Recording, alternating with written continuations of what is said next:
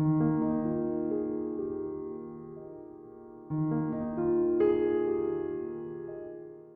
please turn your Bibles to the book of Acts.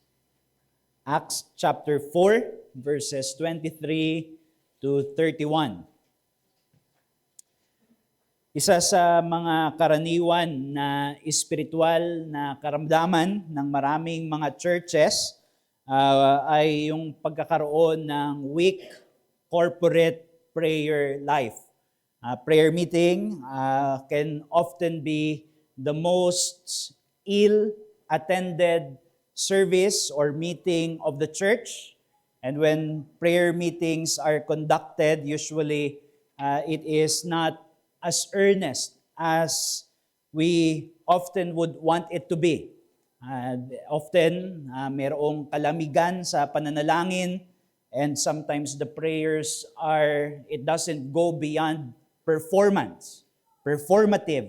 rather than being characterized with sincerity and earnestness and real pleading with God to do something, to work for our sake, on our behalf, for His glory and for our benefit.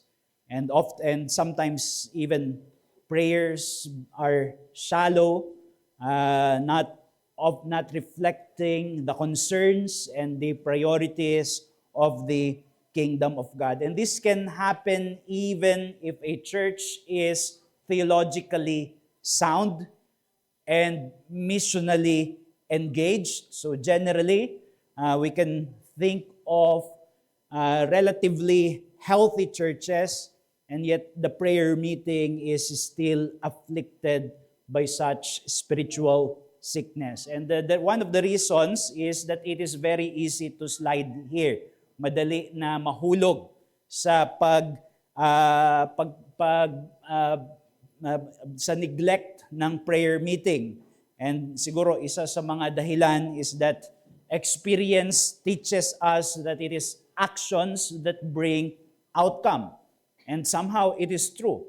Kapag hindi tayo kikilos, walang outcome, walang result. And that has been our experience that is reinforced every day sa ating mga buhay, na ang palaging magkadugtong ay yung pagkilos natin, yung sarili nating ginagawa, at yung kinakalabasan ng ating mga gagawin. And what is not immediately obvious oftentimes is the link between prayer and outcome. Yun yung karaniwan na invisible sa atin.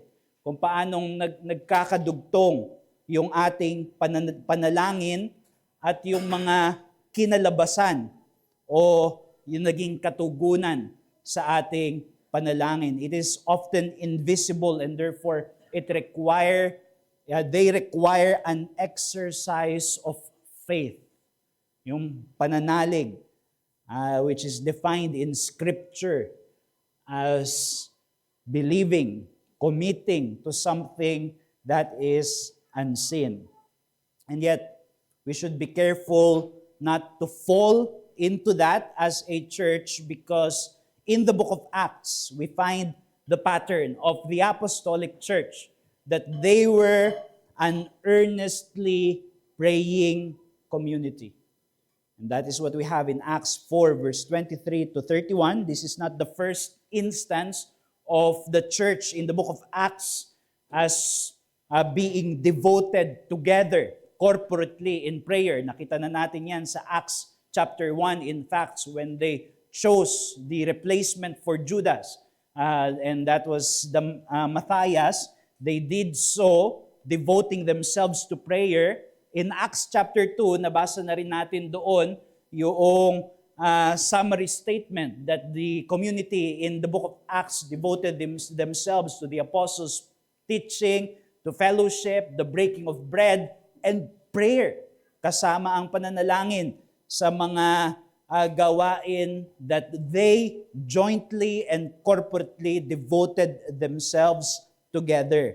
And yet, here, meron tayong concentrated passage in Acts chapter 4, verse 23 to 31 that continues to enforce that the church in the book of Acts is indeed an earnestly praying community of Christ. So let us read Acts 4 verse 23 to 31. Sabi dito, when they were released, they went to their friends and reported what the chief priests and the elders had said to them. And when they heard it, they lifted their voices together to God and said, Sovereign Lord, who made the heaven and the earth and the sea and everything in them, who through the mouth of our father David, your servant, said by the Holy Spirit, why did the Gentiles rage and the peoples plot in vain? The kings of the earth set themselves, and the rulers were gathered together against the Lord and against His anointed. For truly in this city there were gathered together against your holy servant Jesus, whom you anointed, both Herod and Pontius Pilate, along with the Gentiles and the peoples of Israel, to do whatever your hand and your plan had predestined to take place. And now, Lord, look upon their threats and grant to your servants to continue to speak your word with all boldness, while you stretch out your hand to heal, and signs and wonders are performed through the name of your holy servant, Jesus. And when they had prayed, the place in which they were gathered together was shaken, and they were all filled with the Holy Spirit and continued to speak the word of God with boldness. This is the word of God. Let us seek His help as we reflect on this passage. Dear God, as we have sung, and so we pray, may you speak to us indeed. May we hear your voice in accents clear and still. And may we know indeed that it is to me, it is to us, it is to each and every one of us that you are speaking and that you are addressing. And so we pray that you would grant the Holy Spirit for true spiritual benefit as we reflect on your word. For our good and for your glory, we ask in Jesus' name. Amen. So itong binasa natin, ang konteksto nito ay yung nauna na pag-aralan natin, natutunan natin noong nakaraan na we are skipping some passages here, by the way, na tutunan natin na si Pedro at si Juan ay pumunta sa templo, and there they were confronted by a lame man na kanilang pinagaling, and this healing miracle opened up an opportunity for them to address the people, the Jews, para ipangaral sa kanila yung katotohanan ni Jesus, yung ebanghelyo ng Panginoong Jesus. But of course, because of the opposition of the Jewish leaders, sila ay inaresto at sila ay pansamantalang ikinulong in order to perhaps intimidate them as the leaders of this rising new religion, at least on the eyes of these Jewish leaders. Ini-intimidate sila para hindi na sila makapagpatuloy sa pangangaral at paglago bilang isang bagong komunidad, new religious community in Jerusalem on the perspective of those Jewish leaders. Pero pinakawalan din sila, and probably because they do not have anything to charge them with, pero sila ay binalaan doon sa mga naunang talata sa Acts chapter 4. Peter and John were warned that they should no longer speak about Jesus Christ, especially publicly. And to that, alam natin yung sagot ni Pedro at ni Juan, kung saan sinabi nila sa mga Jewish leaders na ito, is it right to obey God or to obey man? which was a clear and declarative statement na sinasabi nila sa mga Jewish leaders na to, we're not going to stop preaching, speaking about Jesus Christ. And then they were released. And dito sa ating binasang mga talata, ito yung nangyari pagkatapos. Pumunta si Pedro at si Juan sa iglesia, doon sa komunidad nila sa Jerusalem. We do not know if it was a special meeting or it so happened that it was now the Lord's Day. They returned to this community and in Jerusalem, this community of Christ in Jerusalem, in order to report what had happened. At nalaman nila, sa mga naunang kabanata, we have learned that this was a newly born spiritual community in one sense, in one way. At doon sa Jerusalem, they enjoyed fellowship together. They enjoyed their communion with one another. They enjoyed their community engaging in common activities of learning, the apostles' teaching, prayer, fellowship, the breaking of the bread. So far, so good. Things are going smoothly para sa bagong komunidad na ito. And yet, it is at this point that a new reality hits this infant church. Hindi naman bago, hindi naman bagay na hindi na ituro sa kanila ng Panginoong Jesus. And yet now it has become real, as there were now a real threat hanging upon them. That is the threats of persecution coming from the outside. Yung panguusig na nanggagaling sa labas mula sa mga Jewish leaders na ang nais ay hindi sila yumabong bilang isang komunidad, but to be persecuted and to be stopped from proclaiming Jesus Christ. And we have here in Acts chapter 4 verse 23 to 31 yung unang-unang tugon ng iglesia as they were confronted by this new reality, a new challenge, a new trial, the trial of persecution. And what did they do? Magandang tanong rin sa atin yan bilang isang iglesia. Kapag o kung dumarating o darating yung mga krisis sa ating buhay as a church, or the obstacles that may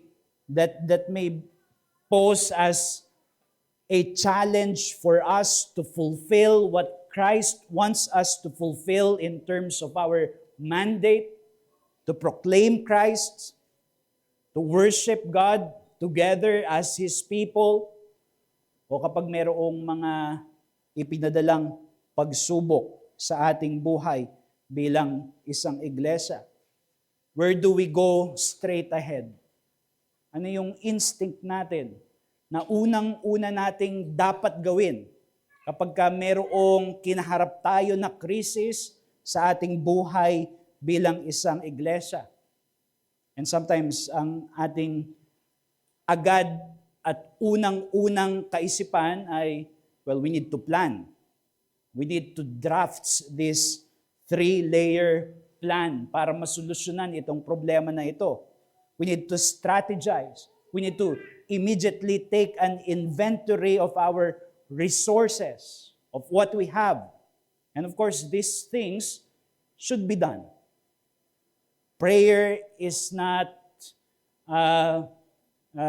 it is not, hindi, ang panalangin ay hindi pagpapalabnaw ng gawa. But the question is, what is the first thing that we should do?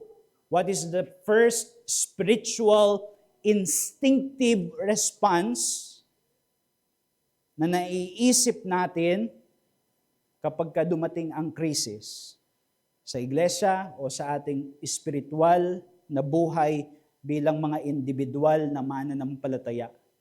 Well, we have the answer here in the case of the church in the book of Acts. Their first response. Not the last resort, but their instinctive response was real, earnest petition to the God of heaven and earth. Tumawag sila ng sama-sama bilang isang komunidad ni Hesukristo upang dalhin ang kanilang kalalagayan sa harapan ng kanilang Diyos. And that is what we have in verse 24. Sabi diyan, and when they heard it, what did they hear? Yung sinabi sa verse 23, yung ni-report ni John at ni Peter tungkol sa babala ng mga Jewish leaders sa kanila that they should no longer preach. And then they heard it, sabi sa verse 24. And when they heard it, they lifted their voices together to God. They lifted their voices together to God. Now, hindi na binigay sa atin dito yung technicality kung paano nila kinonduct yung kanilang corporate prayer. We have their prayer recorded here by Luke. Maaring may isa na tumayo at siya yung nag-lead sa panalangin while all of them are consenting and saying their amen, whether verbally or in spirit, consenting to that common prayer that is recorded here in Acts chapter 4. But the point is, they were in unison. They prayed together. It was a corporate response to a real crisis that they were facing as a church, to pray together, to bring their concern before the God of heaven and His anointed. Kaya makikita natin dito, mga kapatid, yung aral para sa ating iglesia sa umagang ito, at ito yung aking mensahe, that corporate prayer is an essential engagement for the spiritual sustenance of a church in mission. Yung isang iglesia na gumaganap ng mga mandato ng Panginoong Hesus. At ang tinutukoy natin dito ay lahat ng mga mandato na iniatang ng Panginoong Hesus para sa atin, isa sa mga pinakamahalaga na ating kaabalahan ay yung sama-samang manalangin para sa espiritual na sustento ng iglesia upang makapagpatuloy. Simple lang yung ibig sabihin nito para sa atin, mga kapatid. We need to pay close attention to our prayer meeting as a church. Prayer meetings, whether our regular prayer meetings or when necessary, we need to pray together occasionally for specific concerns as a church.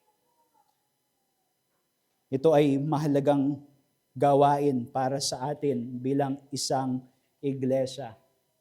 Prayer meeting, as some have already said, it is a reliable barometer of our spiritual state, just as prayer is a spiritual barometer para sa ating personal na kalalagayan bilang isang mananampalataya. Maaring gawing sukatan kung nasaan tayo in terms of our spiritual state presently as individual believers, ganoon din sa iglesia. Kung gaano kasigasig yung kanilang pulong panalangin, perhaps this is more telling than kung gaano ka-accurate yung kanilang mga pagtuturo sa pulpito. And so let us learn from this passage in Acts chapter 4. Let us look at the church's prayer here in order to inform and hopefully by God's grace to enrich our prayer life as a church as well. Una, makikita natin dito yung katotohanan that the church's prayer here in the book of Acts was an expression of their theology. At pangalawa, it was a petition, an earnest petition for their task. So yun yung laman ng panalangin dito ng iglesia sa Acts chapter 4. Una, it was an expression of their theology. So, merong kinalaman ito sa kanilang mga pinaniniwalaan, sa kanilang pinaninindigan, sa kanilang doktrina bilang isang iglesia. In fact, if you look at the prayer here in Acts chapter 4, verse 23, and the following verses, the prayer exhibits deep theological underpinnings.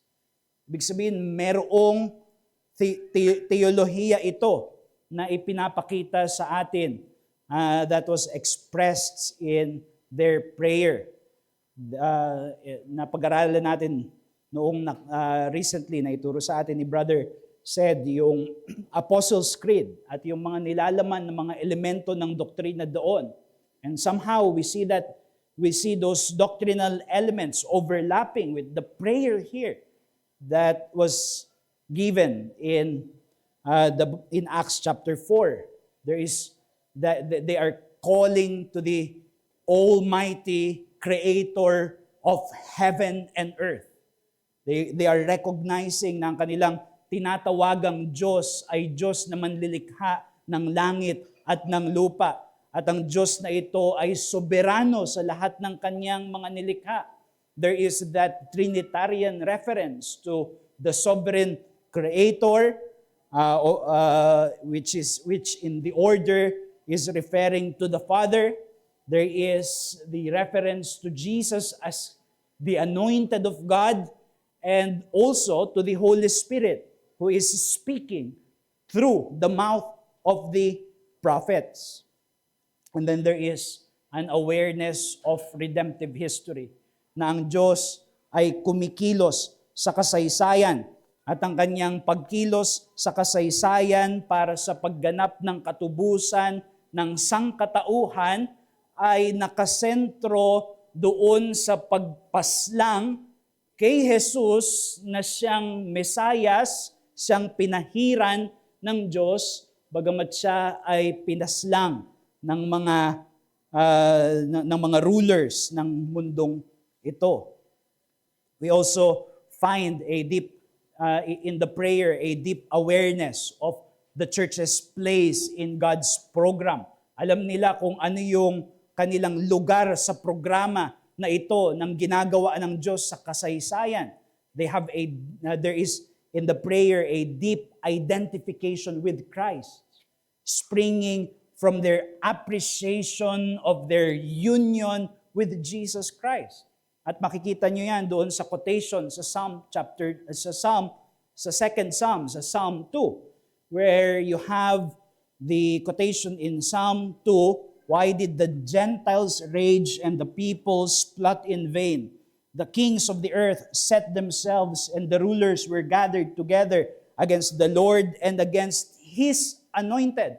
So sa kanilang panalangin, they were able to quote a scripture from the Old Testament. And they quoted that second Psalm, which is David contemplating on the opposition and hostility of Gentile rulers against the Messiah, the King that God has set apart in Jerusalem for Israel. And yet the believers here in the book of Acts are praying this and interpreting it in light of their experiencing persecution. So naiintindihan nila yung pagiging kaisa nila kay Jesus, yung sobrang lalim ng kanilang pagiging kaisa ni Jesucristo, so that the persecution of the church is ultimately persecution against Christ. Di ba yan yung ikukumpirma later in Acts chapter 8 and 9 when Saul persecuting the church, sinabi niya kay Saul, sinabi ng Panginoong Jesus kay Saul, "Saul, Saul, why are you persecuting me? And the church understood that in their prayer, that they are in union with Christ. And then they also have a firm grasp of the things that we've been learning sa mga nauna nating pag-aaral sa aklat na ito, na ang iglesia ang siyang bagong Israel, the new Israel, the true Israel, the fulfilled Israel in Christ. Bakit? Kasi in Psalm 2, yung kinote nila na passage, originally, in the Old Testament, it was read as Gentile rulers, Gentile nations opposing Israel as a state and their king. And now, the church is applying this to themselves as they were being persecuted not only by Gentiles, but also those who claim to be ethnic Israel. So, may malalim na pagkaunawa sa panalangin nila ng mga doktrina na kanilang tinitindigan at yung pagkilos ng Diyos sa kasaysayan ng pagtutubos na nakasentro kay Jesus at yung lugar ng iglesia in this grand plan of God's redemption. Kaya ano yung gusto kong puntuhin dito mga kapatid, ang gusto kong makita natin dito, yung katotohanan that deep theology should not be a substitute for nor an obstacle against earnest praying. Yung malalim na pagkaunawa ng kapahayagan ng Diyos, ng katuruan ng Biblia na nakasentro kay Jesus, na nakasentro sa kung anong ginagawa ng Diyos sa kanyang programa ng pagliligtas with Jesus Christ as its center, hindi ito dapat na hadlang o pamalit sa tunay at malalim na pananalangin ng iglesia. In fact, in reality, it should be the fuel for our prayer life. Ito ay dapat na mas lalong nagpapaalab ng ating pananalangin bilang isang iglesia. No, hindi ito nangangahulugan that prayer must be a venue for theological exhibition. And sometimes that can happen. Yung panalangin, parang walang kinaibahan sa pagtuturo ng teolohiya na malilito ka kung ang kinakausap ba ay ang Diyos o nagtuturo sa mga taong nakikinig. And that is not what we want. Pero ang ipinapakita sa atin dito sa iglesia rito sa Book of Acts is that we have here a church that has fully immersed themselves in the gospel story. Talagang naibabad nila yung kanilang sarili sa lalim ng kwento ng Ebanghelyo as it is revealed in the Scriptures, and that they are completely caught up in it, in the biblical drama of God's salvation history, that their imagination is shaped by this revelation that we have in the Scriptures, so that their experiences, whether it be their being persecuted by the outside, ito ay nauunawaan nila in the light of God's revelation. And so when they pray, their understanding of the Scriptures shine, not artificially, but organically, because they believe these things. They pray their theology because they believe their theology. That's what's happening here in Acts chapter 4. And they follow the biblical adage. I believe, and so I spoke. They believe, and so they pray. And that's why they can share with one voice a common prayer, because they have a common understanding of who God is and what God is about in this world. What is He doing? glorifying Christ through the preaching, the proclamation of His salvation, and they understood their place in this program as a church, that they are the new Israel, the community under King Jesus that is now being called to be faithful to their Master. Kaya isang aplikasyon yan, isang hamon yan para sa atin mga kapatid, is that we seek a genuine expression of our rich biblical comprehension in our prayer life. And I say genuine expression rather than artificial. Ang gusto kong puntuhin dito is yung mga doktrina na ating natututunan, hindi ito dapat maging baog. It must not be barren. The things that we are learning about who God is, about the gospel of Jesus Christ, about the unfolding story of redemption,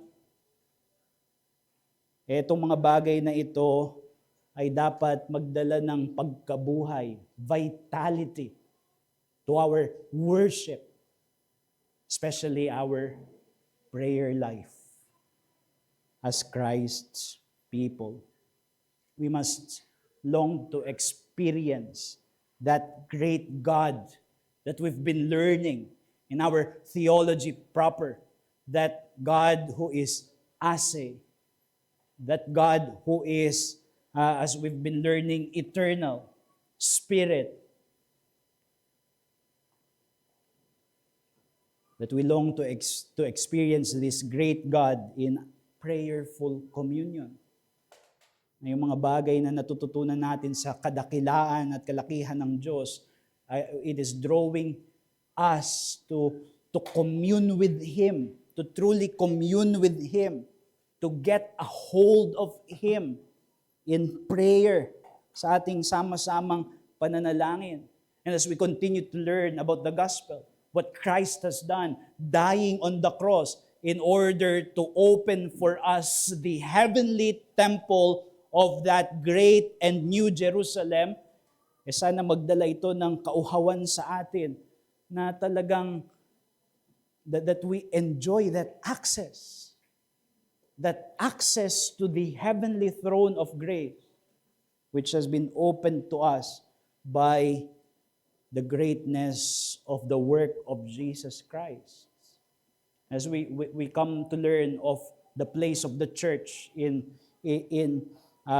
this great program of what God is doing in the world, how the church, humble though it be, is an instrument of God for the propagation of His kingdom, especially in its fulfillment of their mission. Sana ay dinadalan tayo nito sa pakikibahagi in earnest missionary praying for the lost to be saved and for us to be humble instruments in the hands of God's mighty hand, in the hand of a mighty God para sa kaganapan ng kanyang mga pakay. Our theology must bleed through our prayer. Meron ako narinig na quotation, if your theology does not make you sing, your theology is worthless. Ibig sabihin, kung ito ay tuyo, hindi nagdudulot ng malalim at mainit na affection sa iyong puso, maybe that theology is close to useless. And it is also true of prayer, that our theology must lead to prayer. Si August, isa sa mga sulat ni Augustine ay yung confession. And when you read his confessions, you would find rich contemplations, deep contemplations about who God is, in terms of His attributes, especially what we would now call to be those incommunicable attributes and also communicable attributes. Maraming mga contemplation doon si Augustine.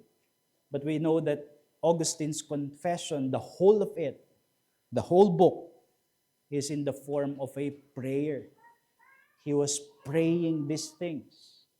He was contemplating about who God is in the form of prayer. Yun yung naisin natin na devotional approach sa mga bagay na natututunan natin sa kasulatan. That it enriches our prayer life and communion with God individually and corporately as His people. But secondly, makikita natin dito sa Acts chapter 4, yung kanilang sama-samang hiningi sa Panginoon. What was their petition? Well, their petition chiefly was for the fulfillment of the task that God has given to them.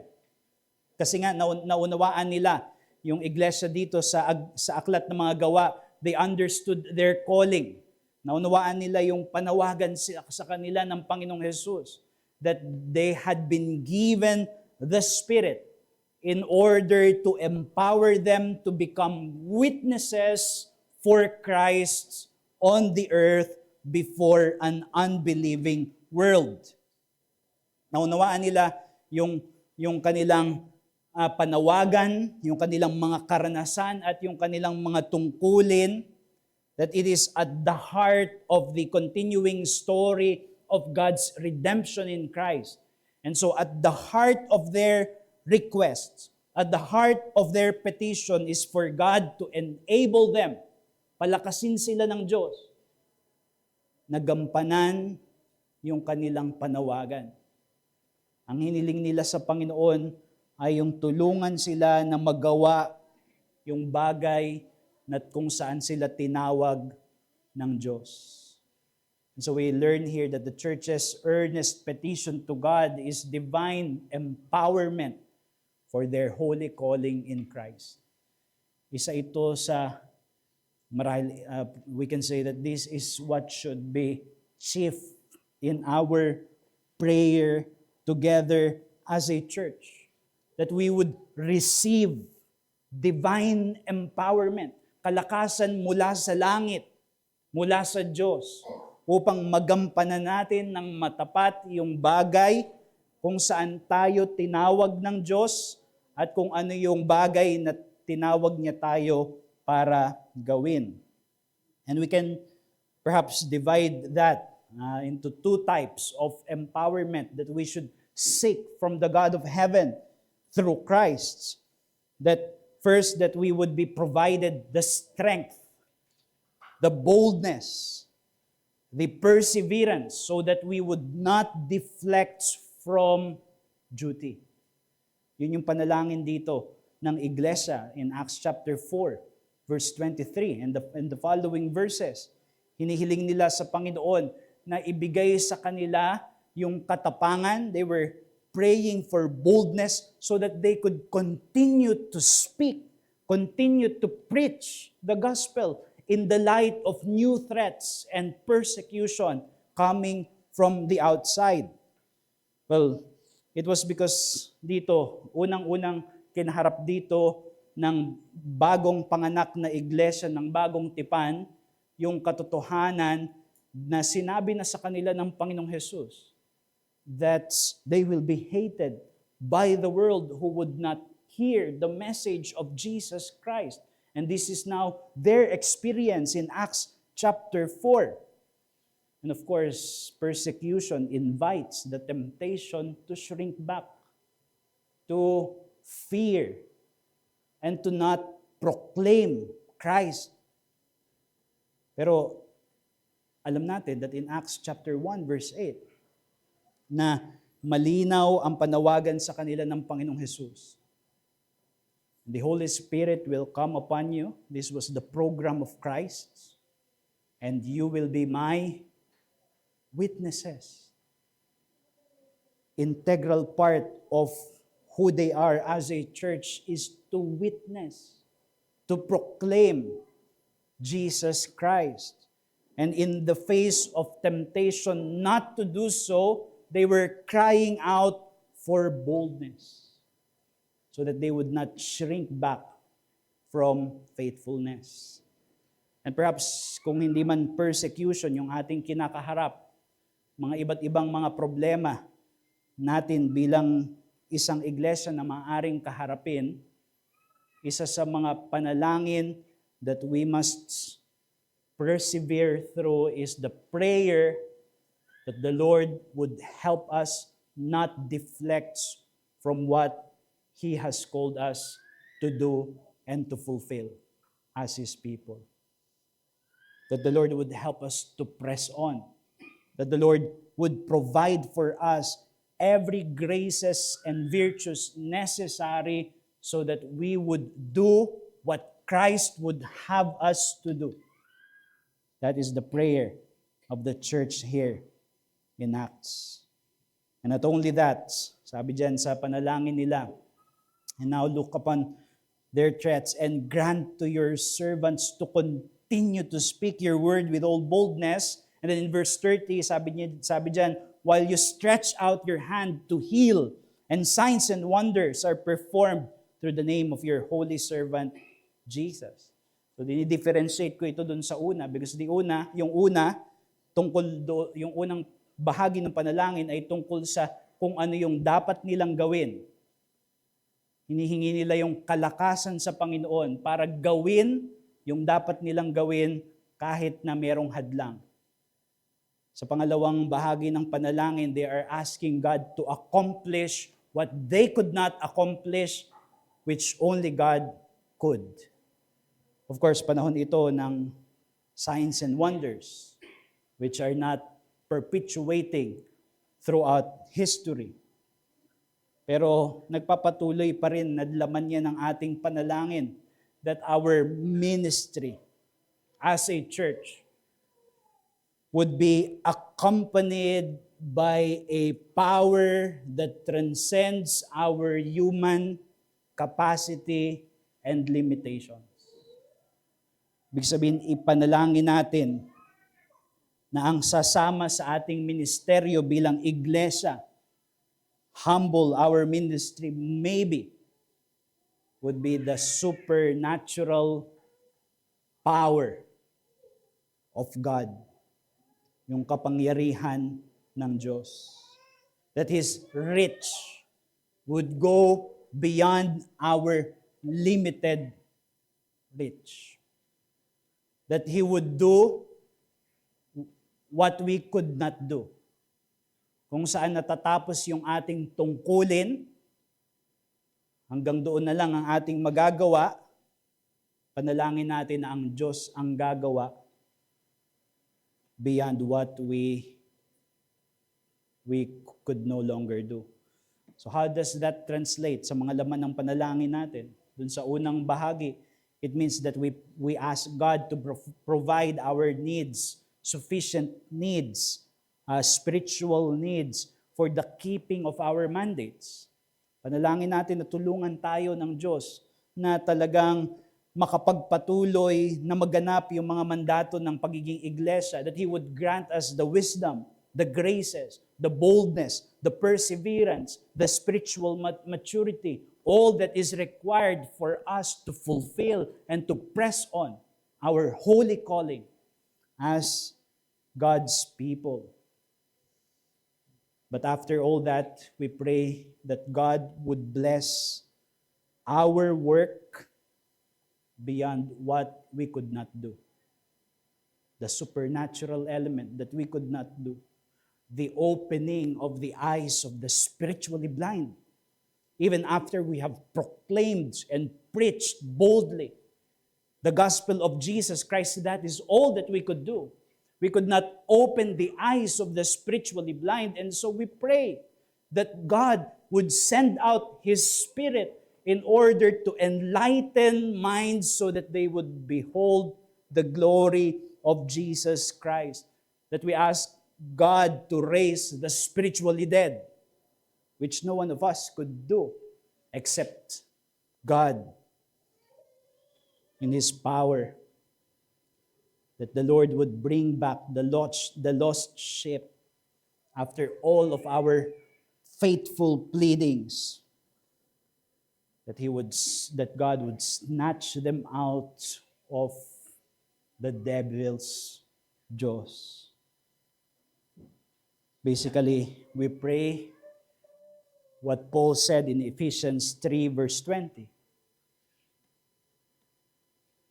about God who can do far more than what we can ask or imagine. And that must be part of our prayers of faith.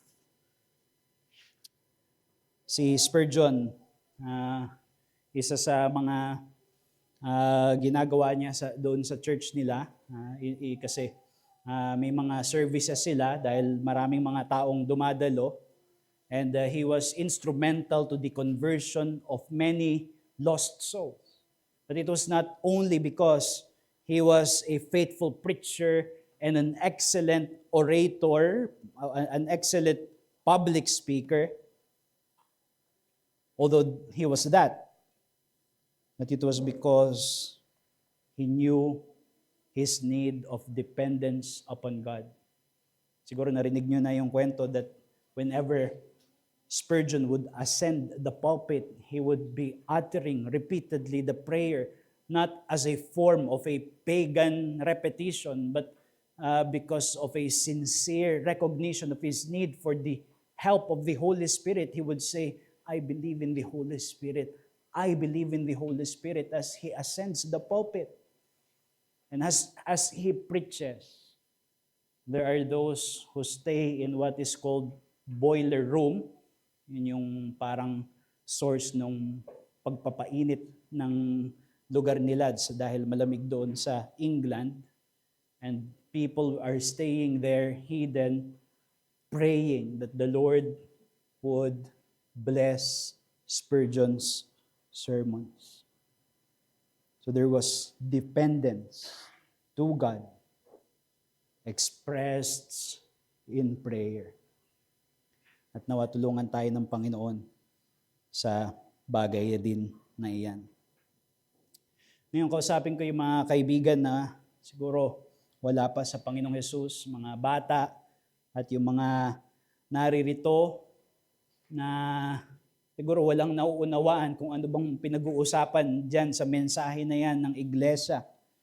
Well, dito mababasa natin doon sa talata that we already have heard.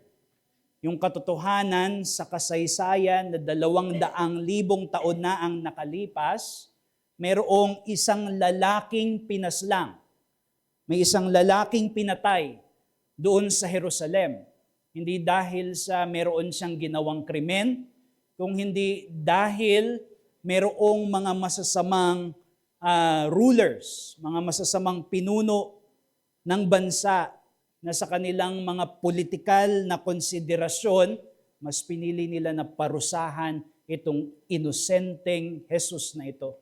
Pero yung nakakagulat na sinabi doon sa ating talata, lahat ng ito ay napangyari, bagamat dahil ito sa masamang intensyon ng mga tao na pumatay kay Jesus, pero lahat daw ng ito ay nangyari ayon sa plano ng Diyos.